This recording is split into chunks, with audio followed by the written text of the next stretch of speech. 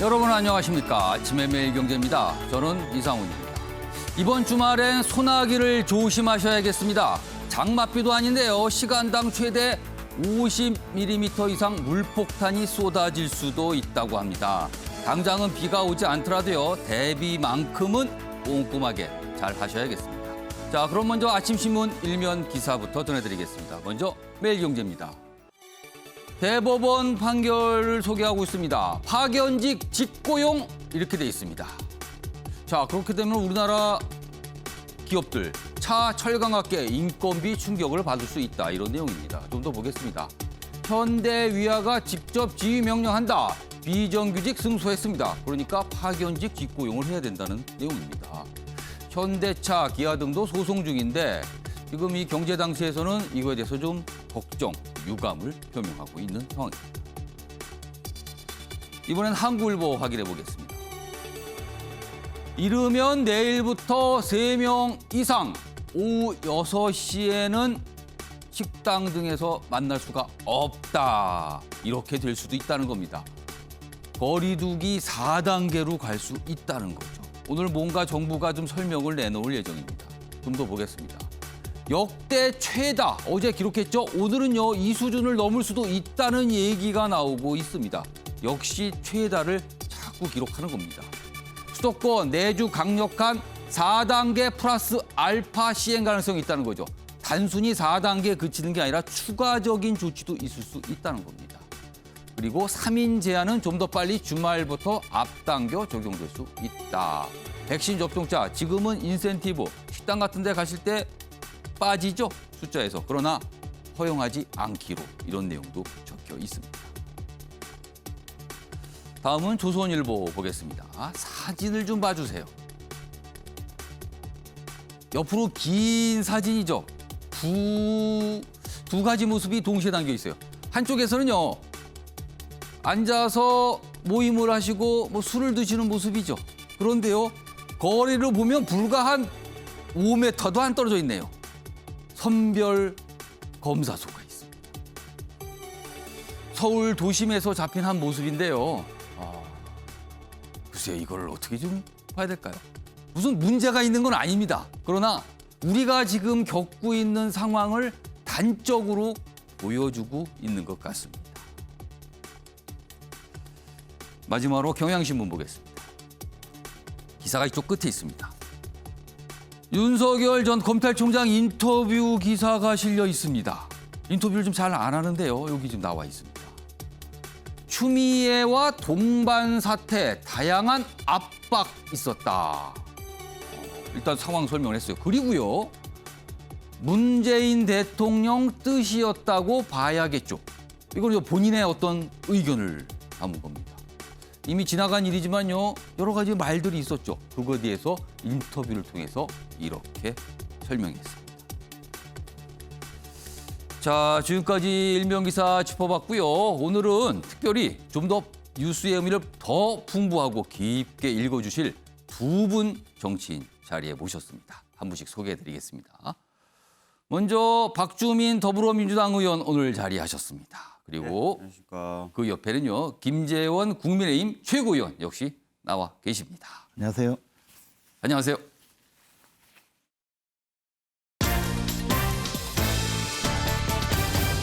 오늘 다룰 주요 이슈들을 4가지 키워드로 정리했습니다. 아침을 여는 키워드 7월 9일 금요일 순서 화면에 준비되어 있습니다. 먼저 첫 번째 키워드 보겠습니다. 바닥 꿈틀거린다. 꿈틀거린다. 바닥이 요동치면 뭔가 변화가 생긴다는 거죠. 여당의 대선 경쟁, 그동안 이재명 경기지사의 독주다.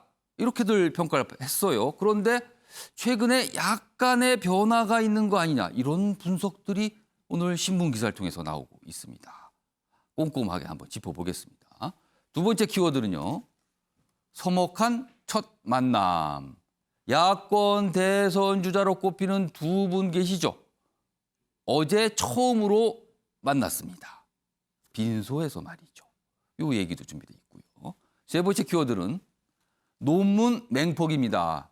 윤석열 전 검찰총장의 부인, 과거에 썼던 학위 논문 계속 어떤 논란의 대상이 되고 있죠. 어제도 그런 모습이 좀 나왔습니다.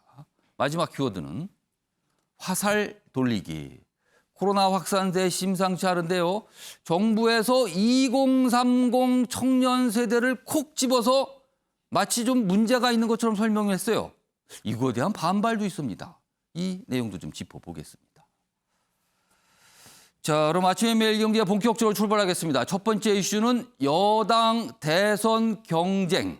지금 경선이 한참 진행 중이죠. 그 상황 좀 짚어보겠습니다. 먼저 기사와 함께 그래프가 좀 준비되어 있는데요. 먼저 기사 제목이 이렇습니다. 이낙연 후보 바닥이 꿈틀거린다. 이런 얘기를 합니다. 여권 대선 주자 지지율 19.4%로 2위다. 자, 2위고 아직 20%가 안 되잖아요. 근데 왜 꿈틀거린다는 표현을 했을까요? 여기 좀 더 설명이 있습니다. 사실 이낙연 전 총리는 올 초에 사면론 얘기를 한 뒤에 타격을 받았다는 평가를 받았죠. 사면론 후폭풍 뒤 다시 20%를 바라보는 지지율이 나온 겁니다. 그리고 여기 보면 뭐 이재명 경기지사 32.4, 추미애 전 법무장관은 7.6 이렇게 지지율이 있는데요. 그 옆에 지지율을 좀 더 자세히 보겠습니다. 이 지지율 그래프가 여러 가지를 좀 얘기를 해주고 있습니다. 먼저 보면요. 여기 보면 민주당 대선 주자 적합도 조사인데요. 지지율입니다. 여기 보면 전체 대상 지지율은 이렇습니다. 이재명 32.4 단연 앞서고 있죠. 이낙연 19.4 뒤지는데 2위인데 20%에 오랜만에 근접을 했다는 거죠. 그리고요. 이 부분이 좀 눈길을 잡습니다. 민주당 지지층만 따로 계산을 했습니다. 여론조사에서요. 그러자 이재명 50.3, 이낙연 30.5 상당히 높은 수치를 기록한 겁니다. 30%를 넘는 지지를 받은 거예요. 민주당 지지층으로부터. 그래서 이 내용이 좀 주목을 받고 있습니다. 자, 다음은요. 이재명 경기지사 관련된 내용인데요. 화면을 좀 봐주시기 바랍니다.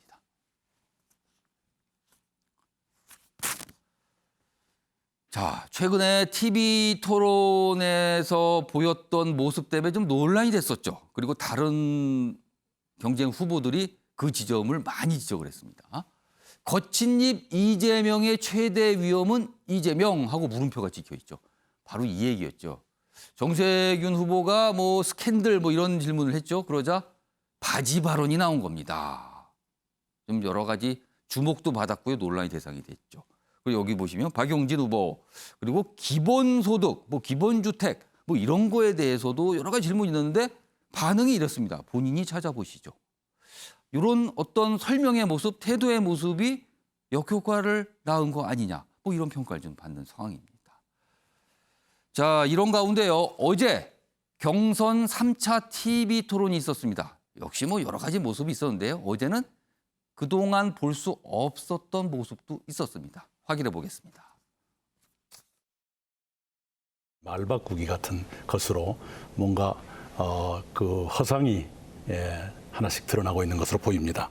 이 윤석열 전 총장의 사례를 보면서 우리 이재명 후보와 겹쳐서 생각하게 되는 그런 당원들도 꽤 많이 계십니다. 우선 기본소득에 대한 오락가락하신 말씀 그리고 일부 도덕성의 문제 이런 것에 대한 우려가 있습니다. 기본소득에 대해서 이제 말 바꾸기를 했다고 하는 것은 아마 다른 분들께서 만들고 싶은 프레임으로 생각이 됩니다. 수용하는 과정을 가지고 정책이 좀 정치하게 변하는 과정, 또 생각이 좀 바뀌는 과정을 거짓말하는 말이 바뀌는 것으로 말씀하시는 거 조금 억울하다 이런 말씀드리고 싶습니다. 5월 말 그 경기도지사 공간에서 부패를 했어요. 그런데 그날 도청 의전팀 직원 2분이 코로나19 확진 판정을 받았네요. 그와 관련해서 언론들의 의혹 제기가 잇따르고 있습니다. 그날 단체장 3분하고 저하고 식사했습니다. 그 공간에 누구하고 식사했는지 혹시 우리 총리님도 몇 날 며칠 한 거 하나? 저는 전부 공개합니다. 네, 했습니다. 제가 그러면 알려드릴게요. 지금. 앞으로 바지 운운하는 이런 발언은 좀 하지 말아주시고 국민들께 사과해 주시면 고맙겠습니다. 네, 뭐 전에도 우리 추미애 후보께서 말씀하셔서 제가 사과 말씀드렸는데 뭐 답답해서 한 일이긴 합니다만 제가 지나쳤던 것 같습니다. 사과드립니다. 어제 저런 모습이었습니다. 자, 박주민 의원. 네. 앞선 기사에서 보면은 이낙연 후보가 뭔가 꿈틀거린다 이런 얘기를 했고 약간 좀 상승세를 타고 있는 거 아니냐. 반면에 이재명 지사는 뭐 지지율상이 단연 앞서긴 하지만 그래도 뭔가 주춤하거나 조금 내려가는 모습이 아닌가, 위기가 아닌가 이렇게 분석하고 있거든요. 이런 분석 동의하십니까? 어떻게 보세요? 일부는 동의하고 이제 일부는 동의하지 않는데요. 예. 동의하는 부분은 이낙연 전 대표 지지율이 오르고 있는 것은 좀 사실인 것 같습니다. 아, 그 부분은 동의하고요. 예. 동의하지 않는 부분은 그렇다고 해서 지금 뭐 이재명 지사에 대한 뭐 추세가 주춤하다라거나 예. 뭐 위기다라거나 이런 부분은 좀 동의하기가 좀 어려운. 그러면은 이재명 지사는 그냥 어떻게 최소한 현행 유지 정도를 하고 있다라고 보시는 겁니까? 그러니까 이재명 지사가 그 지지율이 이렇게 뭐라 그럴까요? 한 20 전체적으로 봤을 때 여러 여론조사 결과가 예. 있지만 한 26%, 8% 예. 다른 여론조사 결과를 놓고 그러니까 얘기하는 여야 겁니다. 전체를 통틀었을 때 통틀어서 말이죠. 했을 때. 예. 그 상태인 지가 조금 됐어요. 그래서 예. 이제 저는 이제 약간 이제 다른 측면에서도 볼 수 있다. 이런 말씀 좀 드리고 싶습니다. 예. 그렇다면은 이낙연 후보는 상승세를 타는 거는 맞지만 그렇다고 이재명 지사가 무슨 많은 타격을 봐서 뭐 내려가거나 주춤하는 이런 예, 모습까지는 최근에 무슨 동의하기는 타격을 어렵다. 받아서 내려가거나 이런 건 아닌 것 같고요. 좀 더 구체적으로 좀 말씀을 드리면 예. 좀 이런 부분이 있는 것 같아요. 그러니까 사실은 그 이낙연 후보 쪽이 지지율이 오르는 것도 최근에 예. 어떤 토론회나 이런 과정에서 이낙연 후보가 뭐 실력을 발휘해서 올라갔다 이런 것보다는 예. 이런 말을 좀 하기가 참 어렵긴 어려운데 좀 예. 그래도 말씀을 좀 드리면 오히려 이제 최근에 송영길 당대표님께서 예. 그 여러 좀 말씀들을 하셨고 아, 거기에 일부 약간- 당원분들이 좀 반응을 하는 것 같은 느낌이에요. 그래서 약간 그런 측면이 작용하는 것 같다라는 말씀. 그럼 반작용을 좀 받은 효과다 이렇게 그렇게 분석하시는 좀 거죠? 보여지고요. 그래서 이제 또 이재명 지사가 최근에 어떤 그 토론회에서의 이야기로 뭐 당내에서 어떤 뭐 지가 예. 꺾인다거나 이런 건 또 아닌 것 같습니다. 예. 김재원 최고위원께서 보시기에는요. 이재명 지사 바지 발언으로 좀 타격을 받았다고 평가하세요? 아무래도 그렇겠죠. 조금 타격은 입었다고 보는데요. 예. 이번 그 대선 구도 자체가 예. 여권에서는 이 정권을 더 재창출하자라는 그 여권 지지자들의 그 요구가 강하고 예. 반면에 이제 또 많은 국민들은 이 정권이 교체되어야 한다 이런 그 생각도 강하거든요. 그러니까 대선 국면에서 지금 쟁점이 별로 없어지고 예. 진영 대결 구도로 그 굉장히 굳어지고 있어요. 그러니까 그 뭐 바지 발언 이런 것도 큰 충격을 줬다기보다는 예. 미세한 조정 정도 뭐 그렇게밖에 볼 수가 없고요. 앞으로도 예. 저는 뭐 이재명 지사의 지지율이 크게 떨어지지는 않을 거라고 생각합니다. 어느 정도 좀 받쳐주는 효과는 있을 것이다. 그것이 이제 이 여권 지지자들이 봤을 때 가장 강력한 후보 쪽으로 쏠림 현상이 있을 수밖에 없고요. 예. 또 마찬가지로 야권의 지지자들도 예. 가장 강력한 후보에게 지금 쏠리고 있거든요. 그러니까 무슨 뭐 약간 그 변수가 생기면 오히려 지지층이 결집하는 효과가 있기 때문에 결국은 조금씩 출렁거리다가 다시 원위치 않은 그런 과정을 반복할 거라고 생각합니다. 그런 전망을 좀 해주셨는데요. 기사 하나 더 있는데 보겠습니다. 역시 다른 여론조사 결과를 좀 소개하고 있어요. 다음입니다. 여기 보시면 양자 가상 대결 여론조사 결과예요. 여기 보시면 이재명, 윤석열 이렇게 양자 대결했을 경우 각각 43, 33 차이가 좀 납니다. 10%포인트 정도 벌어져 있죠. 그리고 이낙연, 윤석열 했을 경우는 36으로 같습니다. 이것도 여러 가지 해석을 좀 할 수 있을 것 같아요.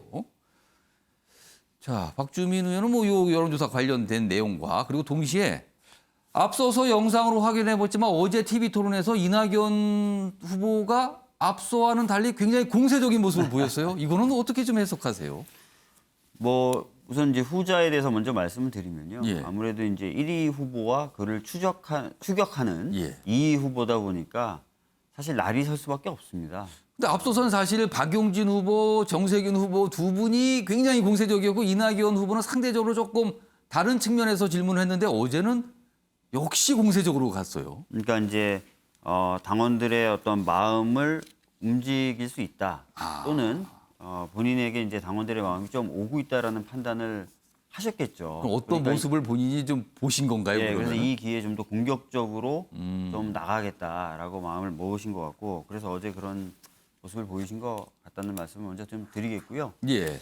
사실 이제 여론조사 기구마다 예. 발표하는 수치가 좀 다르더라고요. 그래서 차이가 좀 납니다. 예, 어제 어떤 언론 보도를 봤더니 올해 들어서 한 8번 정도 각 언론사들 다 합치면 예. 8번 정도 가상 대결을 해봤는데 예. 6번은 윤석열 전 총장이 이기는 것으로 나오고 어. 2번은 이재명 지사가 이기는 것으로 예. 나온다고 하더라라는 분석 기사도 제가 본 적은 아. 있습니다. 그래서 이제 저 결과만 보고 뭐 저희가 안심하거나 그럴 수는 없을 것 같고요. 뭐 더 열심히 하고 또 경선 과정도 좀 더 흥미롭게 진행해서 보다 많은 국민들이 관심을 가지고 또 지지할 수 있도록 만드는 게 필요하다고 생각합니다. 자, 김재원 최고위원. 사실 아까 제가 들으면 그 바지 발언 말고도요. 이재명 지사가 공격을 받는 지점이 이른바 기본소득입니다. 뭐 야권에서는 말 것도 없고 지금 여당의 경선 경쟁자들 역시 그 기본소득을 굉장히 집요하게 질문을 하고 있거든요. 이재명 지사가 기본소득 관련해서 말을 바꾼 겁니까? 바꾸지 않은 겁니까? 그까지 유지하기가 어려울 겁니다. 소득이라고 하는데 결국 한 달에 4만 원 주겠다는 의미거든요. 근데 4만 원이면 지하철 요금도 안 되는 걸 기본 소득이라고 이야기하는 자체가 무리가 있는 거죠. 예. 그러니까 이제 이것을 이름을 거창하게 도입을 했는데 실제 이제 실상으로 계속 들어가서 그 집행 가능성까지 생각하다 보니까 결국은 이게 유명무실한 그 공약이 되고 말았거든요. 예. 그러면 이제 계속 비판을 받으면 결국 거둬들여야 되죠. 그래서 지금 약간 이제 좀 뒤로 이렇게 물러나는 상황인가요? 그러면? 그러니까 이제 포기할 수는 없고 하니까 뭐 1호 공약이 아니고 뭐 하여튼 하기는 하겠는데 뭐 중요한 건 아닙니다. 이렇게 슬그머니 꼬리를 내려야 되지 않겠습니까? 그래서 본인 스스로 그걸 공약한 게 아니라고까지 얘기가 나왔단 말이에요. 뭐 그러니까 하여튼 이게 말도 안 되는 이야기를 꺼내놓고 수습하기는 어렵고 그런 상황이죠. 공약한 게 아니다라고까지 말씀하신 건 아니고요. 예. 공약은 공약이다라고 얘기를 하셨고 예. 이후에 이제 여러 가지 재정적인 상황이라든지 또는 국내 경제적인 상황이라든지 이런 것들을 고려할 필요가 있다는 취지의 얘기를 하신 거고요. 그렇지만 다시 한번 말씀드리지만 뭐 공약이 아니다 뭐 이렇게 얘기하시거나 그런 건 아닙니다. 그렇게까지는 아니지만 약간 좀 조심스럽게 약간 접근하는 모양새는 분명히 보인다는 거네요. 맞습니다. 김재현 최고위원. 사실 이재명 지사가 최근에 받는 지적 중에 하나는 아니 과거와 달리 굉장히 수세적이다. 방어적인 모습만 보인다. 원래 그러시지 않았지 않습니까? 이런 질문까지 받고 있어요.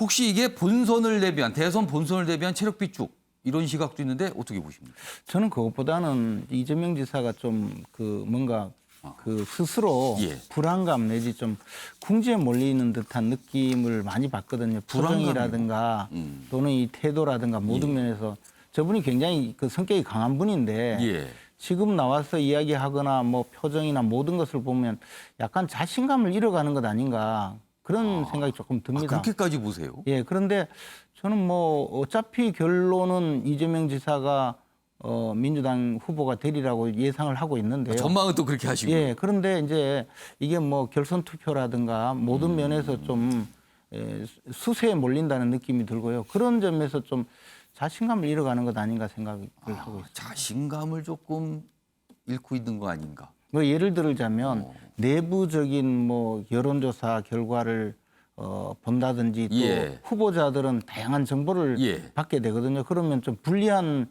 정보 같은 것에 조금 과도하게 흔들릴 수가 있습니다. 그런데 결론은 아까 말씀드렸듯이 이번 선거 자체가 진영 대결 구도로 계속 예. 갈 수밖에 없고 그러한 측면에서는 지금 우리 앞에서 본 여론조사 결과도 보다시피 예. 이재명 지사가 여권의 가장 강력한 후보이면 틀림없거든요. 예. 그러면 결국은 여권 지지자들이 쏠릴 수밖에 없습니다. 그렇기 때문에 당내 경선에서는 당연히 이재명 지사 쪽으로 결국에는 우여곡절을 거치지만 지지자들이 몰릴 수밖에 없고 그렇다고 보면 최종 후보가 되지 않을까 생각합니다. 자, 이런 좀 박주민 의원님. 예. 뭐 다르게 보는 부분도 있습니다. 그러니까 사이다 발언이 사라졌다. 그게 뭐 꼭 자신감이 없어져서 그렇다. 이렇게 보긴 좀 어려울 것 같고요. 예.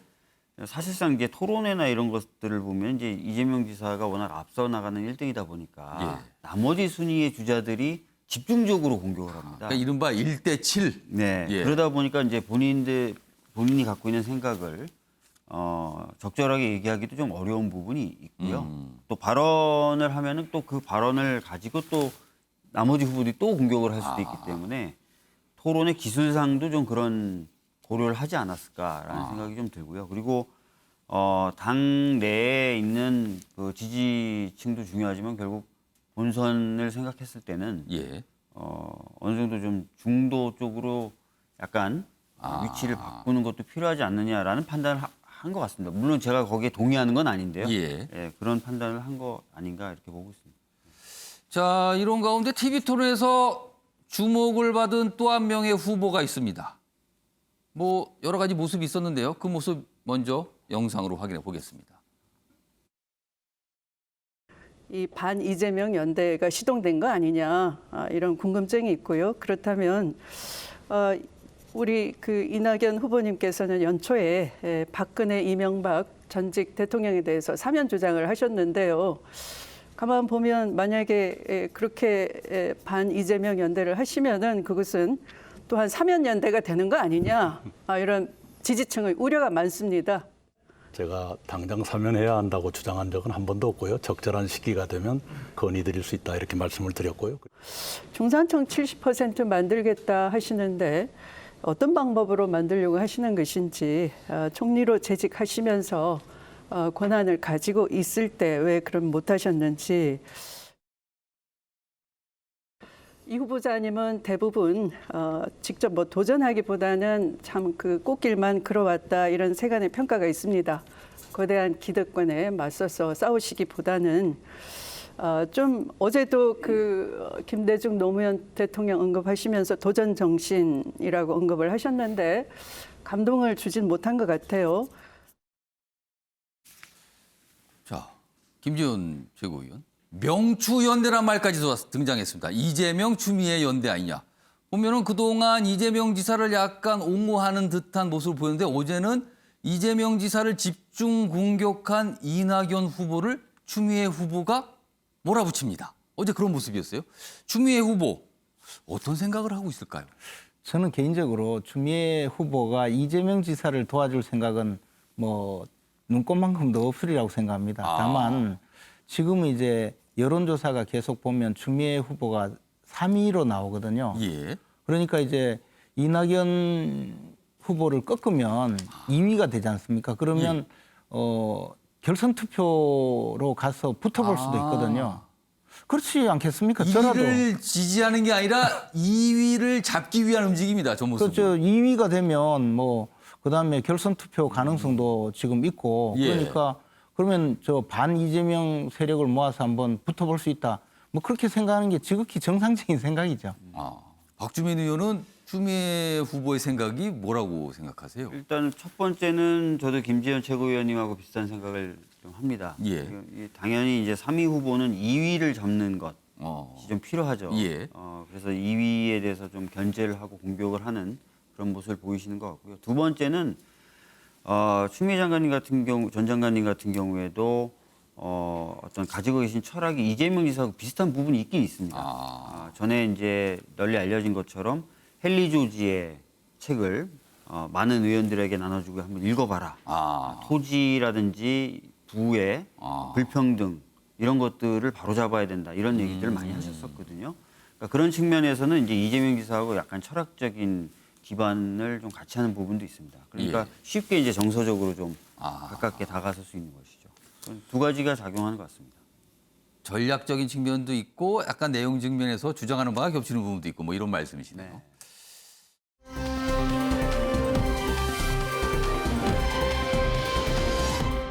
자, 이번에는 야권 대선 주자들의 모습을 좀 하나씩 짚어보겠습니다. 시간이 좀 굉장히 빨리 흐르고 있는데요. 속도를 좀 내보겠습니다. 첫 번째 기사 보겠습니다. 어제 최재형 그리고 윤석열 야권 대선주라 꼽히신 분이죠. 모습이 좀 있었습니다. 먼저 첫 번째 기사입니다. 최재형 부친 대한민국을 밝혀라 유언을 남겼다. 빈소에 야권 총집결했다. 부친 별세, 어제 빈소가 좀 차려졌고요. 거기에 많은 분들이 지금 가고 있죠. 이런 모습이었습니다. 다음 기사 하나 더 보겠습니다. 빈소 정치로 데뷔한 최재형, 윤석열과 45분 서먹한 첫 만남. 서먹하다라고 표현을 했네요. 그리고 사진도 좀 있습니다. 자, 그럼 어제 어떤 모습이었는지 영상으로 확인해 보겠습니다. 육성으로는 저에게 소신껏 해라. 그게 아버님께서 저에게 남겨주신 마지막 육성이셨습니다. 이전에는 정치 참여에 반대하신다는 우려도 있었는데 신중하게 선택해라 이런 말씀도 하시고 그러셨죠. 예. 좀 상당히 좀 고심을 좀 길게 하셨잖아요. 네. 그 과정에서도 나름대로의 또 결심을 또 네. 세우게 된 배경이나 이런 과정도 오늘 있을까? 제 아버님 이제 떠나시고 처음 모시는 시간이라 이 정도로 말씀드리겠습니다. 뭐 정치를 하시고 안 하시고와 관계없이 우리 또 존경받는 감사원장님이었고 또 그 작고하신 그 어르신이 우리 또 6.25 때 나라를 지킨 모든 국민이 존경하는 분이기 때문에 당연히 올 자리를 왔습니다. 네. 혹시 안에서 꽤 오랜 시간 계셨던 것 같은데 어떤 말씀 나누셨는지 궁금합니다. 우리 저 최 원장님하고는 인사만 나눴고요. 뭐 거기 저 주문 오신 분들하고 일상적인 얘기 그냥 했습니다. 정치적 공감대는 좀 더 커졌다 이렇게 봐도 될까요, 저희가? 그거는 너무 좀 많이 나간 추측이신 것 같은데 그런 건 없습니다. 네.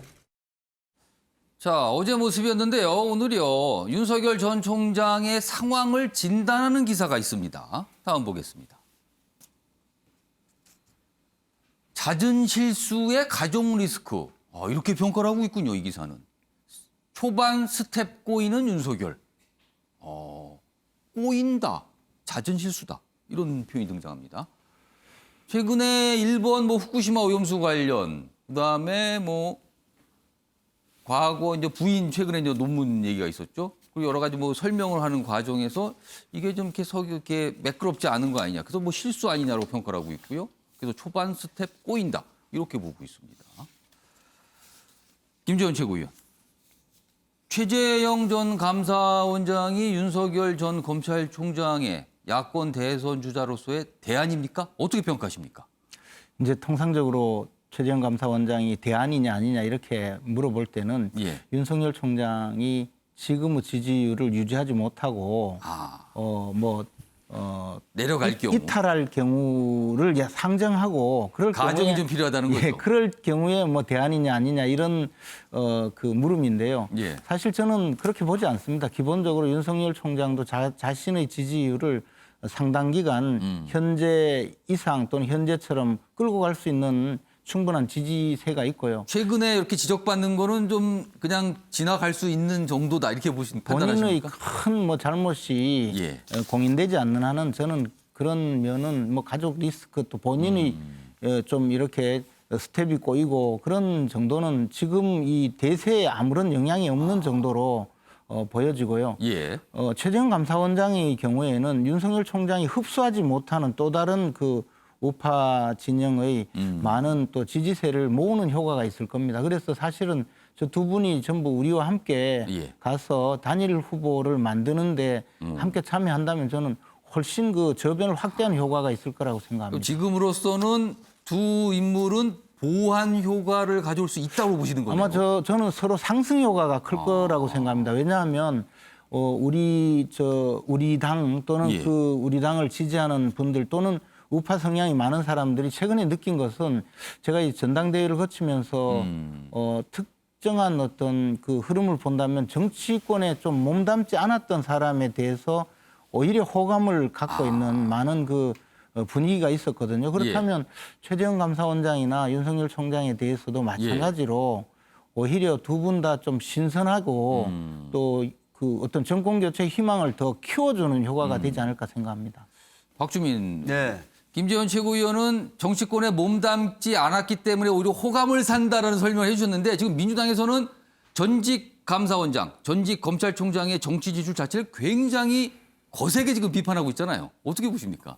그러니까 감사원 같은 경우는 헌법상 기구입니다. 굉장히 중립성과 독립성이 강조돼야 되는 기구고요. 예. 그런데 이제 임기를 채우지 않고 그만두고 나와서 바로 정치를 시작한다 그러면 감사원이 그동안 해왔었던 여러 감사 활동 자체가 사실은 정치적인 어떤 의도 하에서 이루어진 것 아니냐라는 의심을 받을 수가 있게 되는 것입니다. 예. 검찰 역시 마찬가지고요. 그동안 검찰의 어떤 수사가 사실은 어떤 정치적인 의도와 계산 속에서 이루어져 왔던 것이 아닌가라는 의심을 받을 수 있어서 감사원과 검찰이라는 굉장히 중요한 기관 차원에서는 두 전직 수장의 정치적 행보가 그렇게 바람직하지는 않다고 생각합니다. 만약에 이런 게 일반적이 되면은 뭐 대법관이 바로 그냥 그만두고 나 정치를 하고 헌법재판관이 그만두고 바로 정치를 하고 이렇게 되고 그러면 이제 그런 사법기관들조차도 정치적 중립성이라든지 독립성에 대해서 의심을 받겠죠. 또 다른 사례가 계속 나올 경우는 이건 정말 문제가 될 수 있다는 그럼 거네요. 뭐 그냥 뭐 완전히 뭐 이 기관들을 어떻게 봐야 되는지 알 수가 없게 되는 거고요. 예. 그다음에 이제 그 정치에 몸담지 않았기 때문에 약간 신선감이 있고 그래서 인기가 있다라는 말씀, 예. 취지로 말씀하셨는데 검증이 이제부터 시작되는 거죠. 윤석열 전 총장 같은 경우는 우리 사회에서 가장 강력하다는 갑옷과 가장 강력한 무기를 들고 있다는 검찰총장이었습니다. 예. 그 갑옷과 무기를 내려놨기 때문에 이제 검증이 시작되는 건데 얼마나 버틸지는 좀 봐야 될 것 같습니다. 예, 김재원 최고위.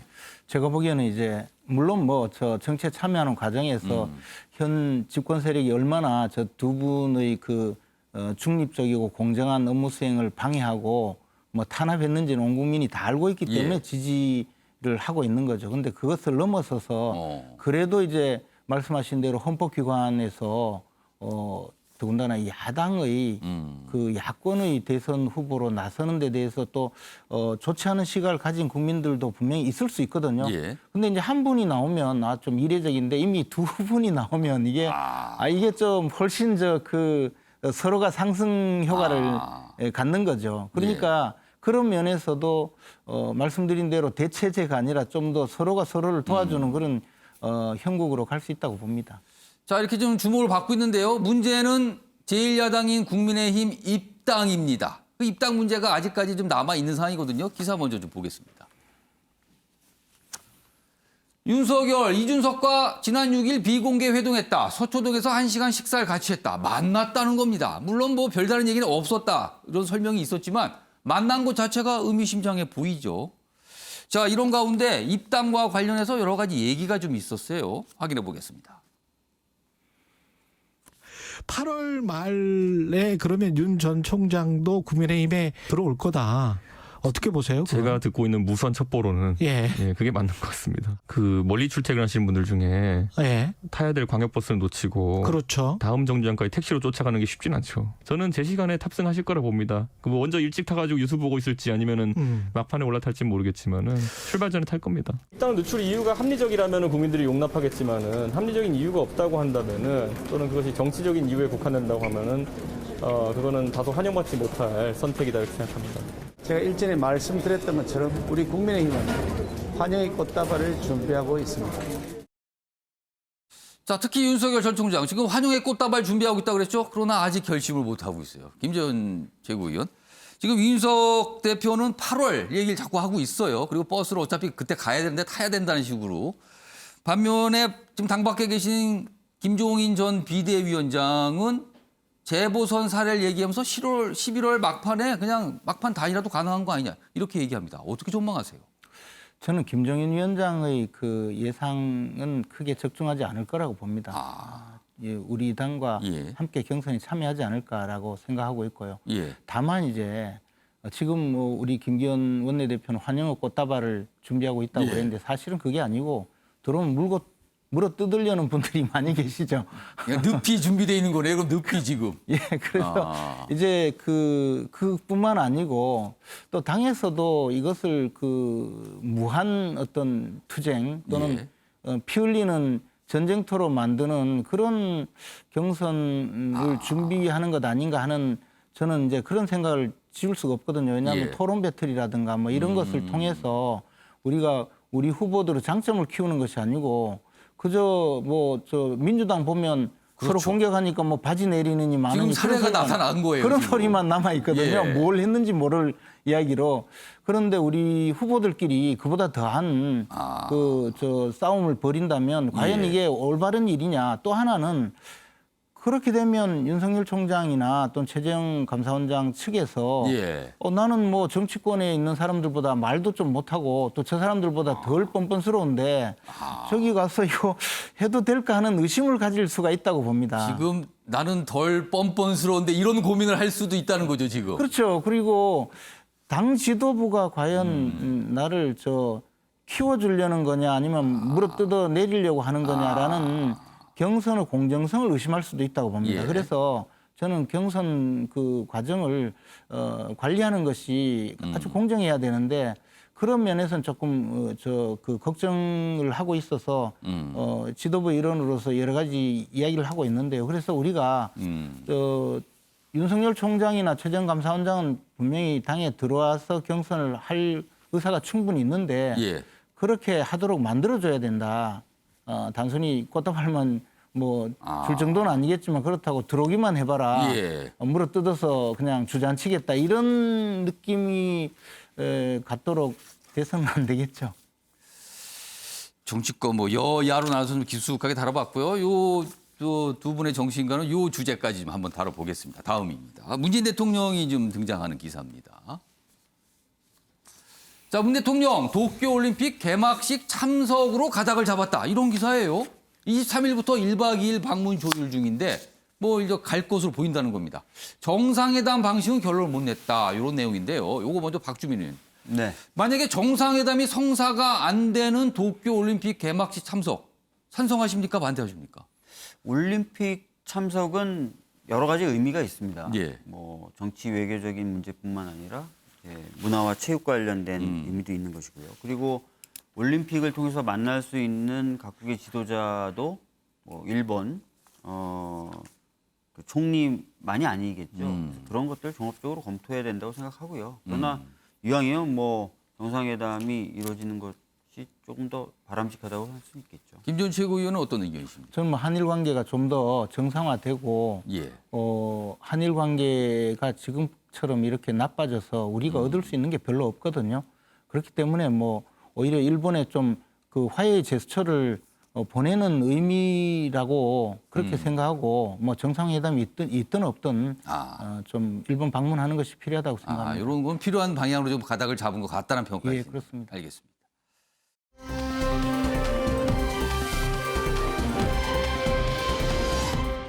어제 국회에서 뭐 여러 가지 뭐 매일같이 기자회견이 있는데요. 이 모습도 좀 있었습니다. 기사로 먼저 좀 준비해 보겠습니다. 다음입니다. 이번엔 김건희 씨 논문 논란. 지금 범여권에서 맹폭을 했습니다. 어제. 뭐 윤석열 전 총장의 부인 논문인데요. 뭐 영문 초록에서 회원 유지. 이게 굉장히 회자가 됐죠. 이게. 이 표현이요. 멤버 유지로 표기했다. 이낙연 입에 올리기도 민망. 그리고 윤 전 총장이 어제 어떤 질문을 받고 설명을 했는데 뭐 대학에서 학술적 판단을 하겠죠. 뭐 이런 분위기가 있었습니다. 자, 먼저 이와 관련된 영상 준비했는데요. 확인해 보겠습니다. 세계 기사를 복제한 저를 작성하면서 사용한 319개 낱말 중 87.8%인 280개 낱말이 기사의 글과 동일한 것으로 나타났습니다. 이 밖에도 학술 논문의 기본인 참고문헌 정리가 세 논문 모두에서 제대로 지켜지지 않았습니다. 김건희 씨의 논문들에는 제목과 부제에서부터 비문이 등장하고 본문에서도 수많은 비문과 함께 맥락이 맞지 않는 설명이 부지 기수로 나옵니다. 학술지 게재와 박사 학위 취득을 목적으로 작성된 논문의 수준으로는 함량 미달이며 논문이라고 하기에도 민망한 엉터리 논문입니다. 그런데 이러한 논문들이 KCI 등재 학술지의 논문 심사를 거쳐 게재됐습니다. 하루라도 빨리 해당 논문들이 게재된 과정을 철저히 조사해야 합니다. H컬처 테크놀로지라는 회사가 있습니다. 김건희 씨가 이사와 감사로 있던 회사입니다. 그런데 김건희 씨의 박사학위 논문, 그 논문은 자신이 속해 있던, 자신이 이사로 있던 이 회사의 사업 계획서를 그대로 논문 형태로 탈바꿈한 것으로 보입니다. 아마 그 어떤 단체와 뭐 이런 개인들께서 그 이의 제기를 하셔가지고 대학에서 이루어지는 문제니까 대학이 그 자율적으로 그 학술적인 판단을 해서 진행이 되지 않겠나 이렇게 생각. 자, 논문 관련해서 범여권이라고 할 수 있죠. 맹폭을 하고 있습니다. 부인과 관련된 사안에서 계속 문제 제기를 하고 있는 거죠. 김재욱 전 국장님, 일단 이 논문 건으로 좀 좁혀보겠습니다. 이 사안이 윤석열 전 총장의 대선 행보에 타격을 준다고 보십니까? 아니면 그 정도 사안은 아니라고 보십니까? 그 타격을 어느 정도 주느냐의 문제겠죠. 그 강도가 좀 어느 정도라고 보세요? 강도가 그 이제 결론이 나봐야지 알 수 있을 거 아닙니까? 예를 들면 이게 완전히 그 표절이다라는 것들이 확정이 된다면 어쨌든 뭐 영부인이 되실 분이니까 만약에 당선이 된다면 그렇다면 도덕적인 상처를 입는 건 어쩔 수 없을 것 같은데 근데 저는 그거보다도 항상 이제 박사학위 논문이나 석사학위 논문을 가지고서 논란이 많이 되잖아요. 그런 걸 볼 때마다 이분들에 대해서만 비난할 게 아니고 지도 교수분들에 대해서도 좀 문제를 심사하는 교수분이 분명히 계시죠. 당연히 있죠. 그러면 근데 어떻게 그 나중에 보면 높은 자리에 올라가시는 분들 뭐 이게 경찰이나 검찰이나 혹은 정치인이나 기업을 하시는 분들이나 나중에 박사학위 논문 땄는데 다 무슨 표절을 했다는 얘기가 들리면 그 지도 교수들은 뭐 하신 거예요? 저는 오히려 학계에서 이런 분들 만약에 이게 뭐 논문 표절 문제가 생기면 그 지도 교수가 누구였는지를 밝혀서 그분들에게도 책임을 물어야 된다. 이런 생각이 듭니다. 김용학 교수님, 학교에 대학에 계시니까 논문 지도도 하고 심사도 하시잖아요. 그렇죠. 이거 무슨 일입니까, 이게? 근데 본인의 이름으로 나가는 겁니다. 본인이 책임을 져야 되는 거죠. 지도교수 책임도 분명히 있지만 이거는 본인이 쓴 논문이 표절이다 아니다. 이건 범죄 행위나 마찬가지거든요. 그러니까 저는 근데 여당이 왜 이렇게 맹폭을 하느냐.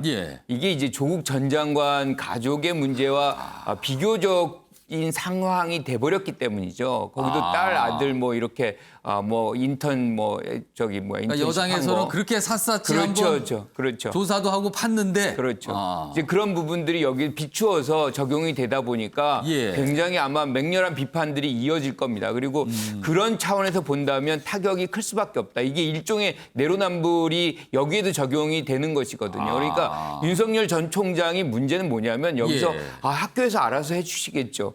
이거는 아니죠. 왜냐하면 본인이 조국 전 장관한테 했던 걸 생각하면 본인 스스로가 이거 학교에서 부족하면 이거 뭐 수사라도 조사라도 요청을 하겠다. 뭐 이런 식으로 적극적으로 얘기를 해야 되는 분인데 조국 전 장관이 했던 거를 비추어 본다면 근데 지금 아주 나몰라라 제3적인 어떤 입장에서 얘기를 하고 있어요. 이거는 국민들이 공감하기 굉장히 어렵습니다. 그러니까 이 안에 내용이 뭐 멤버십 유지다. 이게 리텐션의 의미를 갖고 있는 것 같은데. 요거는 사실은 이 표현이 등장한 거는 학위 논문은 아니고요. 다른 논문에서 나온 거죠. 그렇죠. 어떤 논문이든 사실 저런 것들은 다 걸러질 수밖에 없고 그 과정들이 심사위원들이 또 있거든요. 그리고 심사하는 과정에서 왜 이런 게 잡히지 그것도 않나요? 안 나왔다는 거 이해할 수가 없는 그것이고 어쨌든 저는 논문 내용이 읽어보진 않았지만 저런 형태의 논문이 박사학위 또는 뭐 다른 이 저널에 게재됐다는 것 자체가 상당히 의아하다. 뭐 이렇게 평가하고 있습니다. 지금 말씀하시는 도중에 속보가 좀 들어왔어요.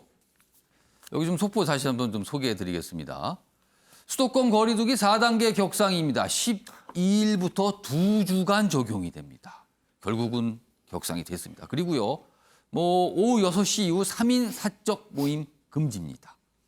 2명까지만 되는 거예요.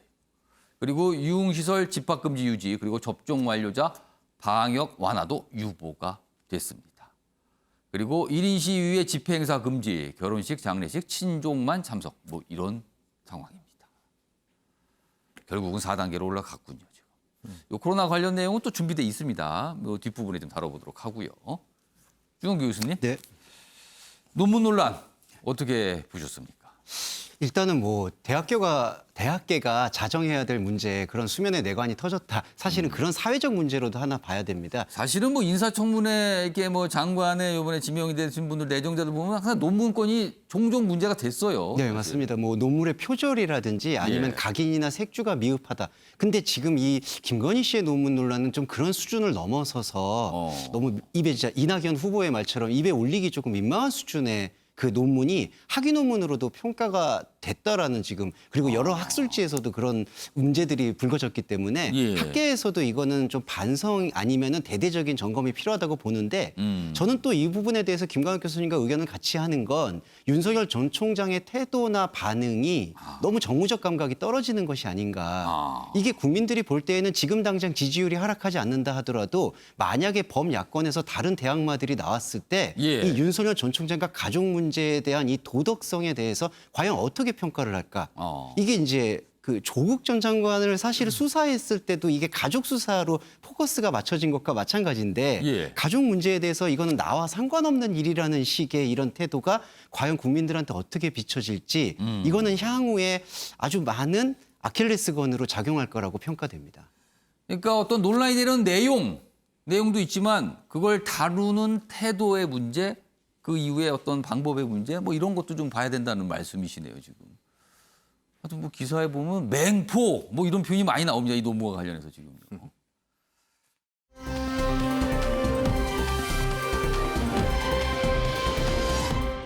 자, 다음은 코로나 얘기 좀 해보겠습니다.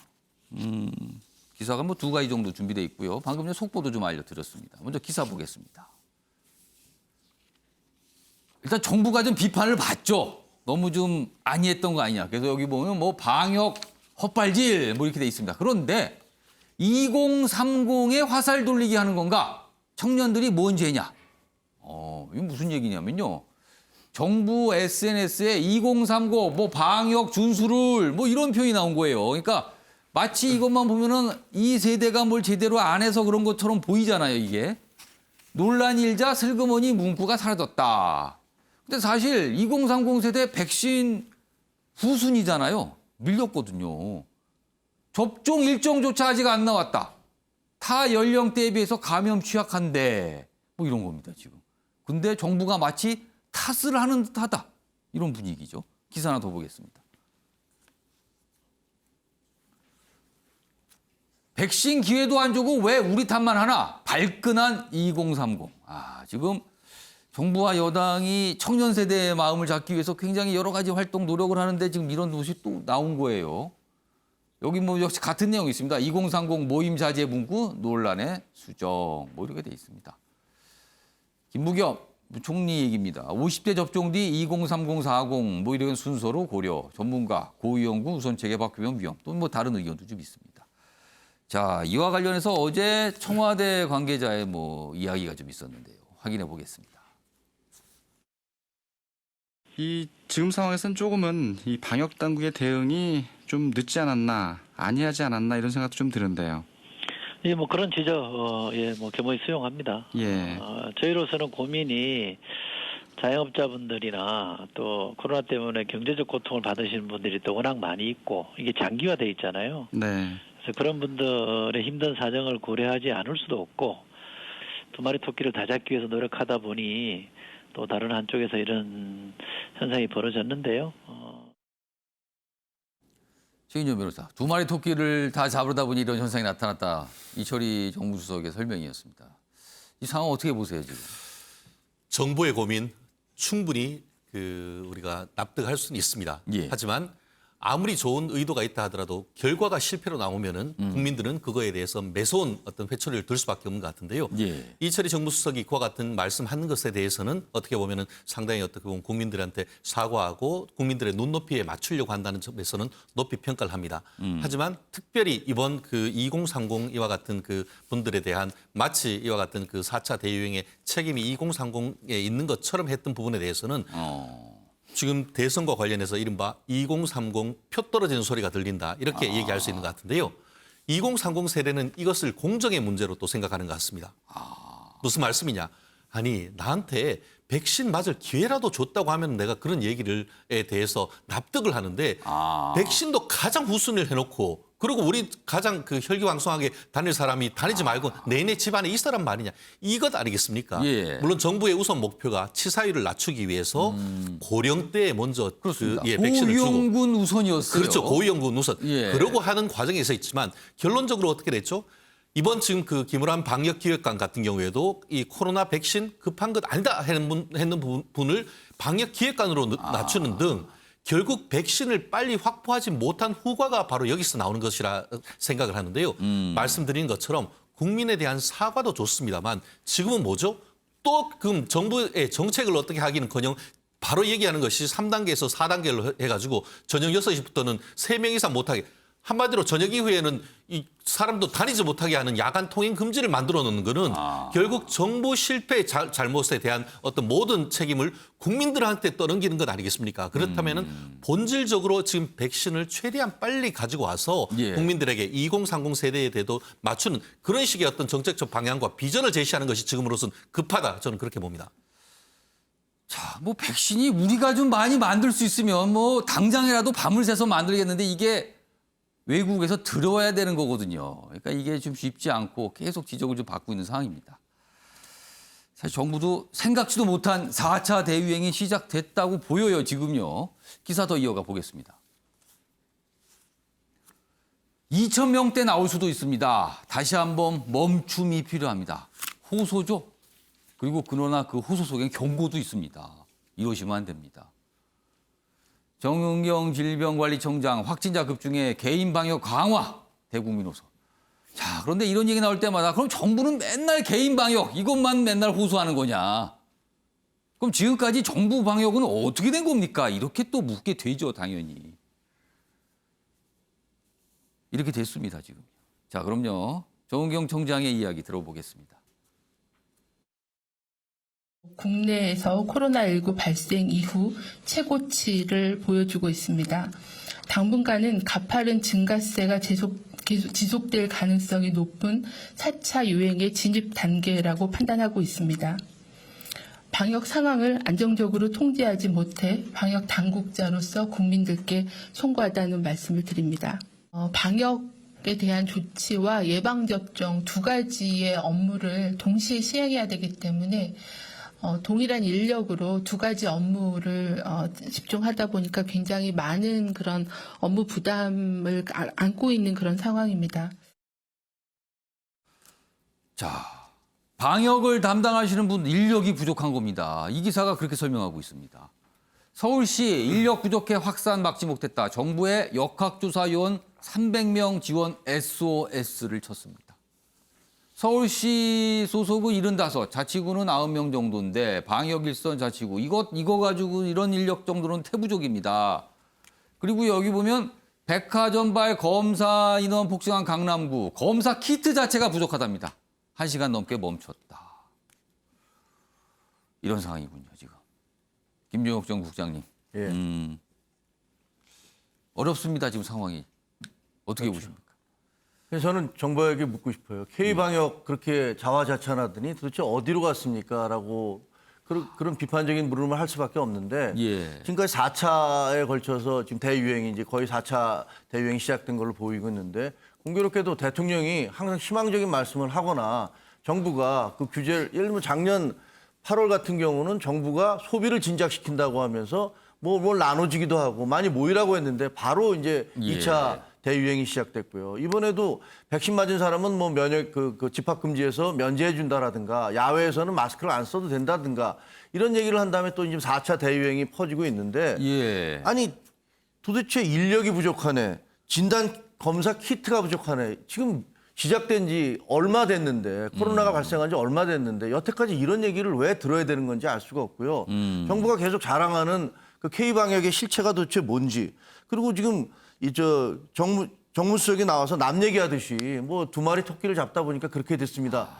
그 굉장히 실망스럽습니다. 국민들의 입장에서는 그동안 당한 심한 고문 저희들이 정부가 시키는 대로 하라는 대로 다 했거든요. 마스크 쓰라면 썼고 그렇습니다. 거리 유지하라면 했고 그런데 정부가 해야 될 일을 안 했어요.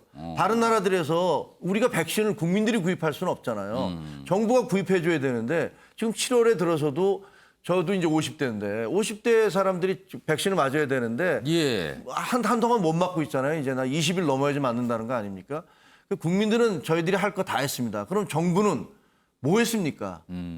그렇게 비판적인, 좀 죄송하지만 고생하고 계신데 그렇게 비판적인 그 말씀을 드릴 수밖에 없다. 김광학 교수님, 아까 이철희 정무수석이 얘기한 두 마리 토끼, 사실은 자영업자분들이 너무나 이런 어려움, 뭐 이런 것까지, 그러니까 경제를 고려했다, 뭐 이런 설명인 것 같아요. 그 정부 입장에서는 국민들의 어떤 민생을 고려하지 않을 수가 없어요. 그리고 이제 저는 이 문제는 지금 어떻게 보면 전 세계적인 4차 대유행인데 뭐에서 비롯됐느냐? 백신에 대한 환상에서 비롯됐다고 저는 생각을 해요. 환상이다. 그러니까 백신의 어떤 접종률이 늘어가면서 지금 우리가 한 30% 늘어가잖아요. 그래서 더 올리려고 이제 뭐 인센티브도 준다, 그리고 모임도 더 늦게까지 해준다, 명수 늘려준다, 뭐 이런 얘기들을 했단 말이에요. 그 자체가 사실은 상당한 정신적 해이, 긴장감을 풀어주는 그런 그걸로 효과를, 모든 것이 해결될 것처럼 그렇죠. 생각했다는 거네요. 백신이 모든 걸 다 해결해 줄 수 있는 것처럼 사실은 생각을 가졌죠. 그런데 우리가 해외를 돌아보면 이 백신 지금 빨리 가져오는 게 능사가 아닙니다. 자, 영국과 지금 이스라엘 90% 접종률이에요. 영국 70% 접종률이에요. 영국은 하루에 3만 명씩 나옵니다. 이스라엘은 90%인데 500명이 넘어가요. 그러니까 이 부분은 방역을 얼마나 계속 유지시키느냐. 그러니까 마스크하고 거리 두기 이걸 계속 유지할 수밖에 없어요. 백신 맞고서도. 그러니까 백신에 대한 환상을 지나치게 높였던 것이 지금의 어떤 확산에 일정 부분 기여했다라고 보는 것이고, 그 부분에 대해서는 사실은 정부 또는 뭐 우리 시민들 다 좀 반성적으로 성찰적으로 좀 생각할 필요가 있겠다, 이렇게 보는. 지금 김광학 교수님 말씀에 다른 분들이 지금 발언기 요청해서 이게 약간 토론 분위기로 가는데 먼저 주은 교수님 아까 먼저 발언기 요청하셨거든요. 예, 말씀하세요. 저는 먼저 4단계를 이렇게 결정한 게 약간 유감이라는 생각이 듭니다. 4단계 결정했다고 해서 솔직히 2주 후에 이 우점화 현상이라고 더블링에 가까운 현상이 막을 수도 없을 수 있습니다. 그럴 2주 후 뒤는 어떻게 될 거냐? 맞습니다. 그럴 때 그 국민들의 심리적 좌절감에 대해서 생각을 안 하시는 것, 그게 너무 기계적으로 접근했다는 생각이 솔직히 들고요. 그다음에 역학적 특성도 좀 고려해야 된다고 생각합니다. 이번에 델타 변이가 우세종은 아니지만 델타 변이가 지금 급증하고 있고 20대의 활동성과 이게 맞물렸기 때문에 나오는 폭증적 현상이거든요. 이런 경우라면은 그 백신 접종의 순서와 상황을 20대와 같이 고려를 했어야 되는 부분도 저는 있다고 생각합니다. 전격적으로 변화를 줬을 필요가 있다는 거네요. 네, 맞습니다. 정말 고위험군의 시뮬레이션은 이제 어느 정도 되었다라고 판단되면은 사실은 50대나 뭐 40, 30대를 먼저 우선하기보다는 20대를 먼저 접종하고 그 다음에 그 관계성을 유지하는 것. 사실 백신에 대한 환상도 말씀하셨지만 사실 백신이 이제 위중증으로 가는 부분을 확실히 줄여준다는 거에 대한 확신이 있거든요. 그리고 또 하나 이 의료진들이나 전문가들이 좀 회차가 오해하고 있는 게 20대가 백신 접종의 필요성에 대해서 좀 약하게 느낀다고 생각하는데 그렇지 않습니다. 지난번에 얀센 백신이 들어왔을 때 젊은 사람들이 보여준 백신 의지는 확실하거든요. 그러니까 이번에 백신 스와프라든지 어떤 방법을 동원해서 7월과 8월에 백신 가뭄을 어느 정도 해소하는 과정에서 20대 접종이 우선돼야 된다고 봅니다. 요거 김준혁 전 국장님, 그다음에 최인영 변호사, 아까 김광학 교수님의 어떤 말씀에 대한 약간 다른 의견을 갖고 계실 것 같아요. 왜냐하면 지금 백신 맹신을 얘기하는데 백신 외에는 지금 대안이 없어요. 그리고 아까 조한규 교수님 말씀하셨지만 백신을 맞으면 사망률도 굉장히 낮아지고 그 감염률도 낮아지는 게 분명하거든요. 치명률 자체는 굉장히 낮은 효과가 분명히 낮아지죠. 그럼 현재 우리가 국민들이 무슨 백신에 대해서 괜히 맹신을 했다. 그건 아니죠. 우린 맞을 수도 없는데 맞지도 못했는데 무슨 백신을 맹신을 해요. 근데 다른 나라들처럼 예를 들어서 80%까지 70%까지 백신을 맞았는데 그쪽 나라들은 마스크 안 쓰고 마구 움직이잖아요. 그러다 보니까 뭐 이렇게 환자들이 많이 늘어나고 있는 건데 우리나라하고 상황이 다르거든요. 우리나라 국민들 모든 장소에서 마스크 쓰고 있어요. 그럼에도 이렇게 확산되는 것은 분명히 백신을 맞지 못했기 때문이고 백신을 공급하지 못한 정부의 책임이 있는 건데 이 책임을 국민들이 뭐 백신을 맹신해서 그렇다? 그건 저는 아닌 것 같아요. 요거 저 최인영 변호사, 마지막 김광학 교수님 또 마지막 발언 기회 드릴게요. 김정혁 국장님하고 비슷한 취지인 것 같은데요. 아까 그 교수님 같은 경우에는 백신 환상을 버려야 된다고 하는데 그럼 뭘 버리죠? 그럼 지금 대안이 뭐죠? 치료제 할 수 있습니까? 뭐 갖고 있는 게 없다는 거네요. 그렇죠. 결국은 백신 환상이 문제가 아니고 영국과 이스라엘, 특히 영국 같은 경우에는 지금 그 델타 변이 바이러스로 인해서 폭증하고 있음에도 불구하고 지금 그 실질적으로 마스크를 실내외 거기는 지금 안 하도록 하지 2000 않습니까? 축구 대회에 경기장마다 꽉꽉 차고 거리가 말도 못합니다. 그렇죠. 그 거기는요. 근거가 뭐냐? 예. 실질적으로 델타 변이 바이러스에 의한 치사율이 기존 바이러스보다 훨씬 더 떨어진다는 것에 대한 데이터가 있는 거예요. 한마디로 지금 감염 숫자는 치솟고 있지만 그에 따른 치사율이 거의 미미하기 때문에 그렇다는 점에서 결국 이게 감염되는 건 맞지만 그로 인한 중대한 결과가 그렇게 나타나지 않는다는 나름대로의 방역적 검토를 겪은 다음에 한단 말이에요. 그렇기 때문에 그런 점까지 종합적으로 검토를 해야 되는 것이지 그리고 그와 같은 배경에는 말씀드린 것처럼 70% 80% 정도의 백신에 따르는 어떤 방역에 따른 효과가 있기 때문에 그렇게 하는 건데 지금 우리는 전혀 방역을 제대로 하지 못하고 있지 않습니까? 제가 기억하기에 전 국민의 30%도 제대로 지금 그 백신을 맞지 못한 그런 상황이라고 한다고 하면은 그 원인이 그 위험을 누가 부담해야 되느냐? 지금은 그에 따른 모든 위험을 국민한테 부담을 하도록 떠넘기는 정책 아니겠습니까? 그렇다고 하면은 지금 아까 제가 좀 전에 말씀드렸는데 좀 더 상세하게 얘기한다고 하면 김호란 지금 그 방역기획관 같은 경우에는 뭐라고 했죠? 이 백신 별로 필요하지도 않다. 나중에 다른 나라 하는 것을 보고 해도 된다. 그리고 처음에 이제 중국에서 들어오는 거 막을 필요도 없다라고 하면서 그랬던 분을 방역기획관으로 앉혀놓고 지금 백신을 지금 가지고 오네 마네 한다는 것이 그게 코미디란 겁니다. 예, 김국학 교수님. 백신을 가져오지 않기를 바라는 정부가 어디 있습니까? 근데 이제 백신 맹신이다. 백신이 굉장히 중요하죠. 그리고 치사율도 이제 낮추고 많은 효과를 벌이고 있어요. 그런데 중요한 거는 백신을 우리가 이제 맞는다는 걸 전제로 해가지고 뭘 했냐면 마스크도 벗게 해준다, 뭐 모임도 늘려준다. 이런 것들이 사실은 뭐 국민들은 모든 일을 다 했다라고 그러지만 그렇다 그러면 이 1000명이 넘는 숫자가 왜 나오겠습니까? 그런 부분들에서 집합이라든가 이런 부분에 좀 잘못된 부분도 있던 거고 마스크도 그 전에 비해서는 덜 쓰고 뭐 이런 현상들이 사실은 1000명 넘게 이런 이 급속하게 지금 감염자가 증가하는 효과로 나오는 것이거든요. 그래서 저는 백신을 맞더라도 마스크라든가 거리 두기는 계속 해야 된다는 걸 강조하기 위해서 얘기를 하는 거지 백신이면 모든 것을 다 이제 된다라는 백신 맹신을 비판하기 위한 것이 아닙니다. 네 분 말씀을 좀 들으니까 갑자기 답답해지네요. 이게 언제 끝나는 거죠, 그러면은 이게 도대체? 백신이 많은 걸 해결해 줄 것처럼 설명이 됐었는데 지금 그렇지 않을 수도 있다는 거잖아요. 그럼 도대체 언제 끝나는 겁니까, 이게? 유럽 백신 접종률 꽤 높지만 지금 엄청나죠, 확진자 숫자 나오는 거 보면은요. 이런 모습입니다. 자, 다음은요, 북한 얘기 짧게 좀 가보겠습니다. 뭐 이런 얘기가 있군요. 남편을 오빠라고 부르면 북한에선 2년 징역형. 이게 2년 징역을 살 일인가요?